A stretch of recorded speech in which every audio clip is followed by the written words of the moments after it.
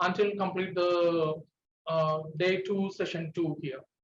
And Texila e-conference is a wing of Texila American University, which provides a platform to students, marketers, and professionals across the globe to conference online with latest technologies evolving in the world. Things have become more convenient for people. To be a part of this world, we need to adapt to what's new. Keeping in mind the latest trend, Texila American University, one among the renowned medical universities, plan to change the way people attend conference and has brought the idea of e-conference to reality. TAU is the only private university that has launched the concept of e-conferencing and has so far enlightened over 15,000 global audience to its event. Texila American University has been developing great minds in the field of medicine, public health, information technology, nursing, for more than a decade, represented by the tradition of innovation and research. We are breaking new grounds, pushing forward the boundaries of knowledge and making an impact on our student lives. We wish to continue this tradition for a future that will define our work and organization at the international stage. On behalf of Texila International Conference, we thank our beloved partners, Texila International Journal, Confago, BlueCrest University College, International Journal of Scientific Research, Journal for Pharmacovigilance and Drug Research. We have a next speaker of the day, Dr. Anand Agarwal, President, BlueCrest University College.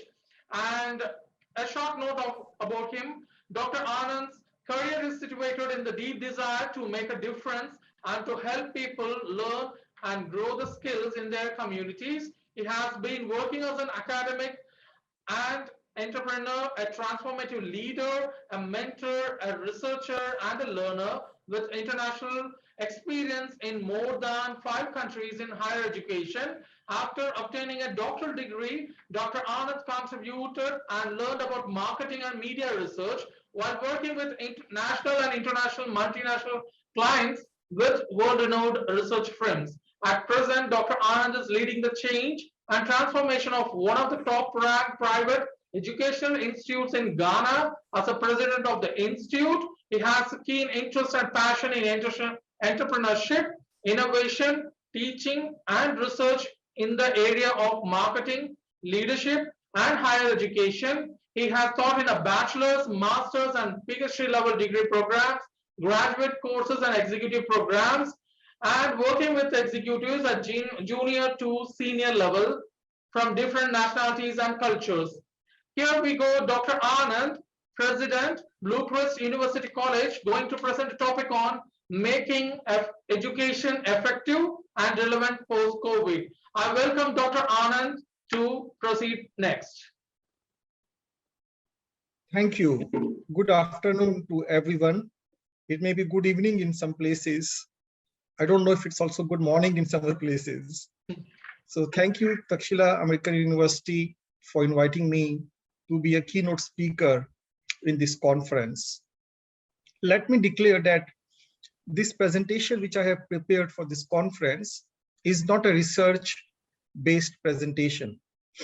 It's an opinion-based presentation which I have prepared based on my experience, and it's a call for the educators around the world and other stakeholders of the education industry across the world to change, to transform, to take some action steps to achieve what we want to achieve while realizing and while overcoming the challenges of COVID and pandemic lockdown at this point of time.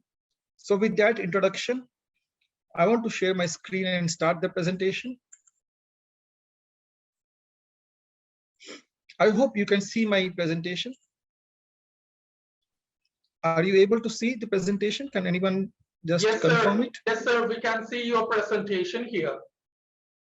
Right. Thank you. Thank you, sir. So this presentation topic is making education effective and relevant post-COVID. So there is no point of having an education if it is not effective. And this is one of the biggest challenges in education industry. at this point of time. Especially, it is more and more relevant at this time of post-COVID. So what we can do as educators, as institutions, and as other stakeholders in the education industry to make education more effective and relevant. So let us see how this presentation will proceed. We will first see what are the challenges which has emerged and the questions which people have in mind after this COVID. We see the list of challenges and questions, and then we will dive deep into the reasons and gaps, which can be called also as factors for these challenges and these questions. After diving deep and after finding some reasons and gaps, what we can do further? We will explore, we will see what we can do further, and specifically the 3 gaps which are found, which are presented in this session. We'll go deep into these gaps and discuss in detail about each gap so that we can all understand it better and analyze it in depth. This presentation will also present some suggestions for the next steps we can take in this particular area. So, what are the challenges and what are the questions post-COVID? There are 3 major challenges, and each challenge is raising some questions. The first challenge is the need of physical sessions. And we have seen almost all the institutions around the world immediately started teaching physically. Now, some institutions may take maybe a month or 2, some institutions may took 4 or 5 months, but they all are now online.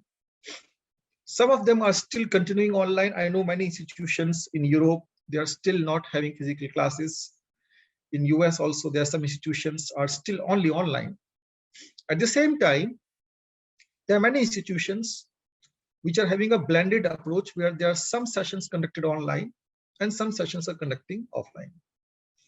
So the first question based on the physical sessions need is online not sufficient? If institutions can do the online sessions, then in that case, why we need physical sessions also? Is online not cheap because it also results into resource optimization? Is it not practical to have only online sessions or majority of online sessions with reduced physical sessions? That's the first challenge and the questions about physical sessions. Second challenge is effective ways to teach in the new normal. Now, for some years, maybe for some months in some countries, but in many countries for years, the new normal is realized. The new normal is here. Online teaching or hybrid or blended teaching is like a new normal for them. Most of the institutions, when they are teaching online or hybrid or blended, they are doing it in their best manner possible. But one question that arises is, do educators have skills to teach online or hybrid or blended ways? Have they learned, have they got training on how to teach online or in blended manners? Next question is, can educators and curriculum instructors work together to upgrade the education as per the new needs of this new normal? Can educators and curriculum revise, adapt, and upgrade the education as per the need? Third challenge is long duration degrees. There is a very popular discussion ongoing at this point of time around the world, especially in more progressive countries, where the students, the parents, and stakeholders are asking why we should spend so much time and money to acquire what is not needed essentially. So this may not be applicable for medical education, right? It may not be applicable 100% to education like medicine and engineering, but yes, it is still applicable. Why 4 years program? Why 6 years program? Why such a long program? Is it really necessary? What is there in long duration programs which make them better than short duration programs?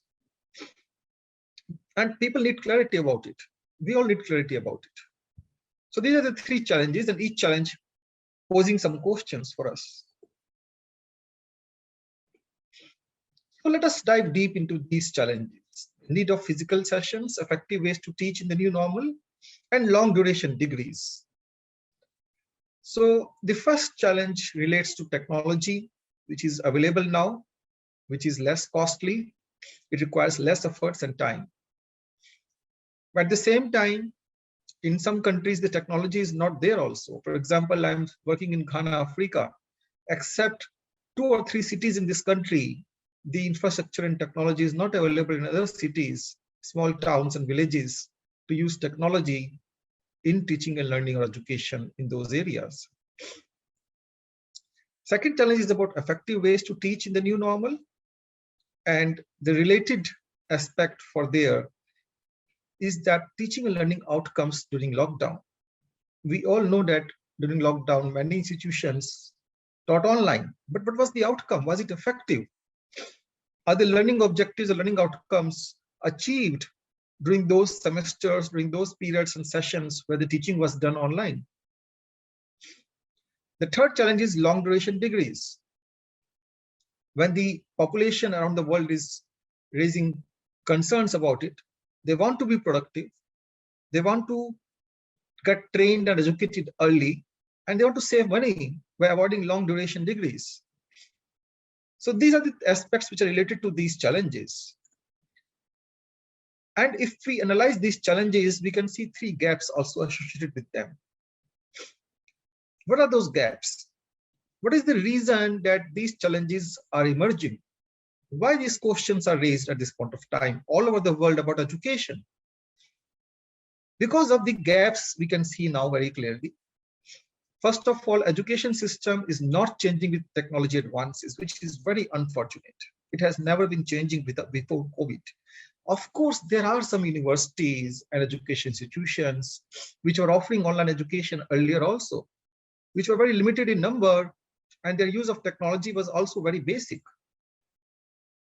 So when we all know and we all acknowledge this fact that education system was not changing with technology advances, and we all knew that, we knew how education institutions suffered during lockdown and how difficult it was for them to prepare for online teaching and use of technology in teaching. Unfortunately, very few institutions could do it successfully and effectively around the world. At the same time, the second gap we have seen is that new teaching skills are not added to the educators as per modern needs. When we see educators who are teaching in the institutions, they are generally people from the age of, say, 35 to 65.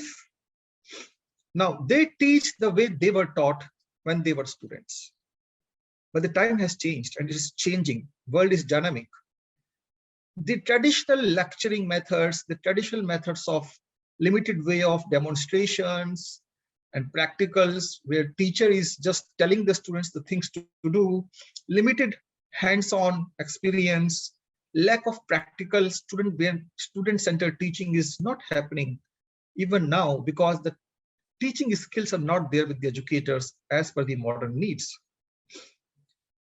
The third point, the gap, is that there are no drastic change in degrees and long duration programs over decades.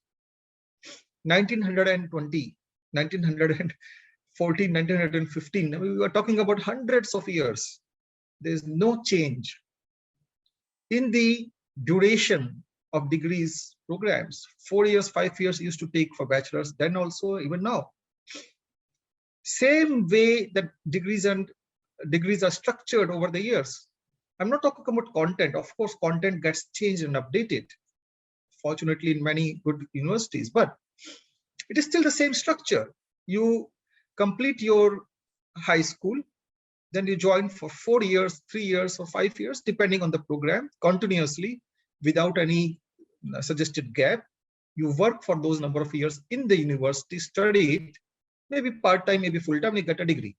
This whole structure, this whole model has not changed over hundreds of years. So with these three gaps, which is existing at this point of time in the education industry all around the world, the question is higher education not moving and updating itself with time? I mean, this time is not about COVID time, this time is about hundreds of years. Why higher education is not moving and updating itself with time in terms of technology, in terms of skills, in terms of duration and structure? So this is the first level questions we're asking. So what we need to do, we know that these gaps are there. The whole world, educators, institutions, the intellectuals are talking about these gaps, right? Now, what we need to do now, just finding gaps will not let us anywhere to go, because we have to find solutions. To make post-COVID education relevant and effective, what we need to do? The answer is very simple. It's not a rocket science. We found the gaps, we have to fill the gaps. Again, I'm reiterating these gaps because these are important gaps to be understood and to be felt also in the education sector among all the stakeholders. That education system has not been changing with technology advances over many years. New teaching skills are not added to educators as per modern needs, and no drastic changes in the duration and structure of the program over decades was happening earlier. And these are very unfortunate gaps. Let's talk about the first gap now, education using the technology. There are three different aspects about it. For example, when we say use of technology, we can say use of innovative technology and tech ed in teaching, technology education, for example. So we are talking about online courses. There are providers like Coursera, edX, Udemy, which provide online education now. So what the institutions can do, what BlueCrest, my institution, has done, is that we have integrated these online courses of Coursera with our BlueCrest programs. So what our students do is that for every semester, when they study a subject, they study 4 to 6 weeks of that subject semester study online using the Coursera, and they complete the Coursera course along with the semester course in their program itself. And they get a micro credit, a small credit for completing the online Coursera course. It also helps in skill building.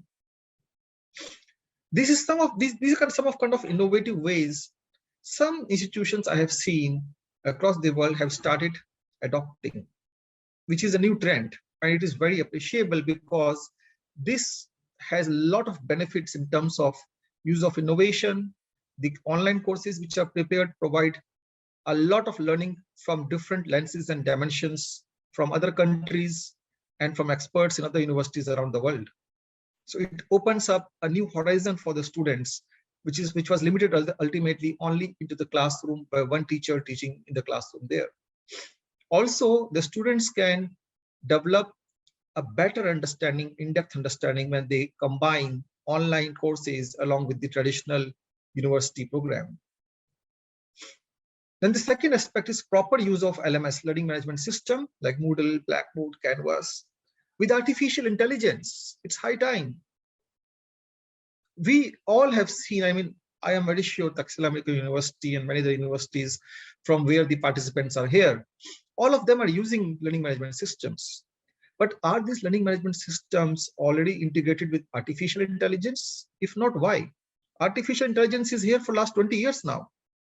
Why not education providers and education tech industry starts using artificial intelligence in teaching and learning? What is stopping them? Research and innovation is needed in this front. How to use AI in teaching and learning, or at least how to use AI in learning management systems. If we can do it, we will find regular automatic assessments happening with the use of AI, and AI can suggest the students what are the gaps in their learning.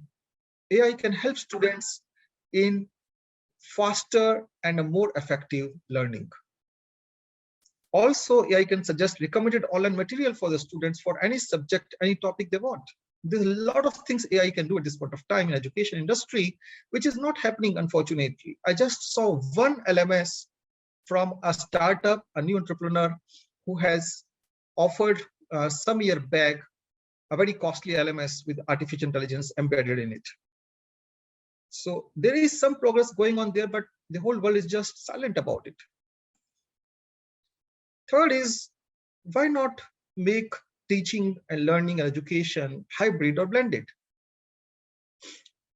We all know about flipped teaching and learning, that students can learn on their own the theories and concepts. We don't need lectures to be done in the classrooms and lecturer come spend 1 or 2 hours lecturing, which students can themselves learn through the videos or through the online material. Let the students learn that, and let the interaction of the lecturers or the professors and students limited to applications, practical knowledge. Let the students take the charge of their own learning. Let the teachers become facilitators.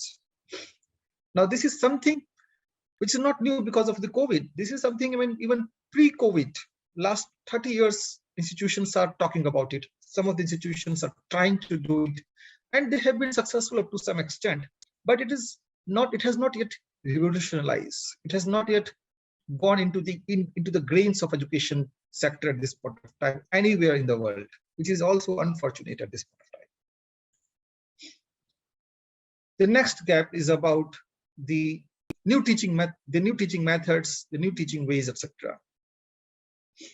So when we say the new teaching skills which are required by the educators, using new methods, using new teaching ways are required, then why don't we as educators around the world prepare our educators by giving them training on how to teach online, how to teach hybrid, and how to teach blended?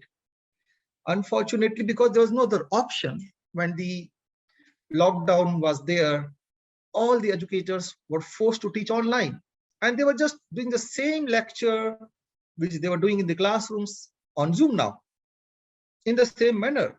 But that is not an effective way of teaching on Zoom. That is not an effective way of teaching online.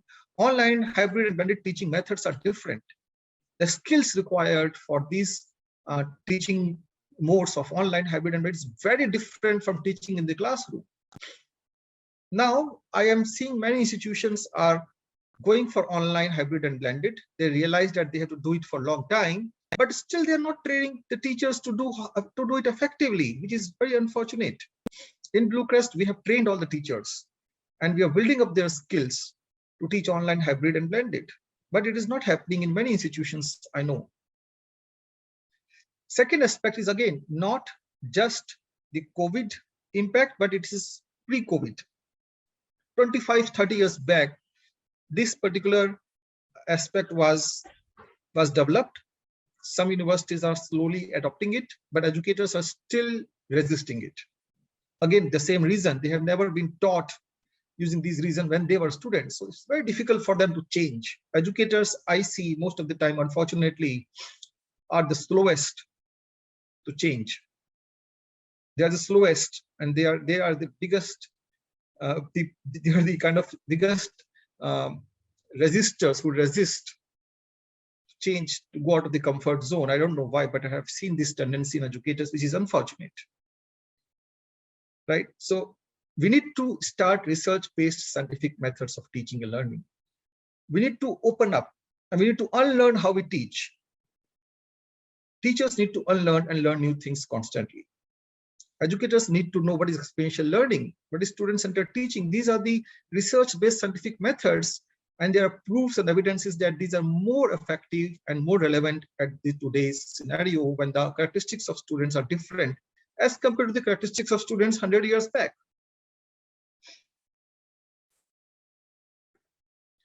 The third is the change in degree program, which I was talking about, duration of the degree. Already we have seen 1 year masters. Already a master's degree started with 2 years programs, but now it's already 1 year. Can it be shorter? Can it be longer again using some other models? Can it be flexible? Like, oh, I want to go to a degree to go for a master's program. I study there for 3 months. I work for 1 year. I come back after that, study 3 more months. I go back for 2 years, work again, and come back again for 3 months. and you complete the whole master's degree in 10 years. Who is stopping me? Why not it is flexible for me like that? Why need to go to the university 3 months? Can I do 1 month in the university, 1 month online, and still work for 6 months, have a baby for 2 years, take care of my baby, and after some months, continue and get a master's degree after 6 years? Why not? Who is stopping us to get these things done? And who is stopping us to say that this is not possible? Same thing with the bachelor's. Can it be more flexible? Can we have 2 years bachelor's degree? Can we have 1 year bachelor degree? Who is saying bachelor degrees need 4 years, 5 years, or 6 years for every subject, for every program? Who is saying that? Who has understood? This is critical thinking we need here to revolutionize the education. Why don't we consider the use of and use the workplace learning as a credit? A person who has developed a whole enterprise, startups, founders, entrepreneurs, persons who have made organizations successful, transformed the organizations, persons who have achieved a lot of positive aspects in their life, a lot of success they have got in the workplace or professionally. Why don't we give credits to them and give them a little bit of education as per their need, like a bachelor degree for them, but not 4 years. For them, maybe just 2 years, and 2 years of workplace learning. Just write reflections, just write something about what you have learned. Can you structure it? Can you make it open for discussions? What do you learn from those reflections? And yes, your 2 years are not needed now, but you just need 2 more years to do a bachelor's based on that. Who is stopping us to use this kind of innovations in education sector? So we need new programs. We need to critically think why we need bachelors in the traditional manner, why we need masters, why doctoral programs, hell, why we need something like bachelors at all in the education industry. After 12th, let people work, let people enjoy, let them study small aspects every 1 or 2 months in a year, and let them be comfortable with their life and give them something called happier degree, happier degree. After 4 years, 3 years, 5 years, 6 years, 10 years, whenever they want. I know credentials are important, but why bachelors, why masters? Has anybody thought about this in this revolutionizing way? And where is the emphasis on skills, practical applications, do something jointly with the industry? Even now I'm seeing education industry, educators, institutions are not ready to work jointly with the industry. There is a gap and people are working to fill the gap. I understand people are working to fill this gap, but it's too slow, it's too late. Another COVID or something like that happens in 3-4 years, we will be back to the same situation where we are at this point of time. So these all aspects which I was wanted to talk about, it leads to the question, okay, I'm talking about too much, many things, but what are the next steps? How can we change the situation? How can we be creative? How can we be innovative? How can we use critical thinking in what we do as educators, as institutions? We are seeing some progressive institutions. We are seeing some experts. We know there are people who have expertise. We know there are institutions who are doing good in online education, blended and hybrid teaching also. Why don't they start providing training to staff and educators all over the world on the best practices? Why don't we develop hubs for research and training all over the world about modern methods of teaching, scientific methods of teaching? Why don't we partner with the tech companies to reskill, upskill educators around the world? Why don't we think about mandatory upskilling of educators like professionals? You know, there are many professionals who have to keep on studying and pass examinations every 3 years, 4 years, 5 years to retain their licenses of practice. Why not educators, professors pass exams every 4 or 5 years to prove that they are still worthy of teaching using modern methods and they are keeping up with the time? Why there is a professor who joined once as a teacher or a professor without upgrading the knowledge, just by doing some research which is not relevant at all in many times? They just keep on teaching years after years without any professional renewal of the licenses. There's no license in education industry. Unfortunately, it has to be there. Global research projects should be there. We need to update accreditation requirements, approval requirements, which are historical. There is some development. Some countries have very good and updated accreditation requirements, but many countries are still historical. And we need to do experimentations. We need to do new things and innovations in education. And there's no end to the innovations we can do. in education industry at this point of time. And only when we do experiments, we take risk, we fail in something, we get successful in something, some practices, then only the industry can develop and can grow to the next level, which I think at this point of time, as a subjective view, that it is stagnant. If it is growing at a snail's speed. And the COVID has opened eyes for everyone that we are at a snail speed. Thank you for my speech. Thank you for the opportunity. Thank you for the wonderful presentation, sir. And dear participants, if you have any questions, please post in the question box so that I can request Dr. Anand Agarwal to answer on that. And sir, we received one question in the chat box. With the advent of COVID-19, most educational institutions have evolved to new technological advances. Post COVID-19, do you think these institutions will not sustain these gains? This is a wonderful question. And I really appreciate this question because this covers something about the future. Will it be there in the future or not? So it depends. The answer is it depends. If an institution thinks, which I see most of the institutions are thinking already like that it is a temporary phenomenon. They think maybe after 2-3 more years, things will come back to normal. And they will start again the normal traditional teaching and learning methods here. In that situation, they will never stick to these new technology advances. They may take a little bit of here and there about from the technology, but they will never revolutionize. They will never transform their teaching and learning to that extent. So it all depends on the mindset of the institutions, the leaders of the institutions. But there will be both type of institutions. Some of them will be transformed. Some of them will not be transformed. Thank you so much, sir, for the wonderful presentation. Dear participant, if you have any questions, please raise it in a question answer session so that I can ask the questions directly to him.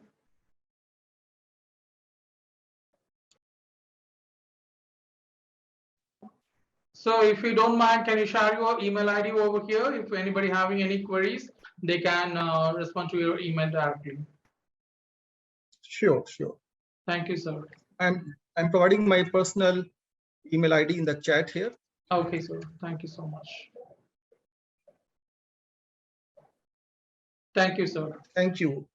I can see some appreciations about the presentation. Yes, sir. So please, yeah, I'm very thankful for these appreciations. Thank you.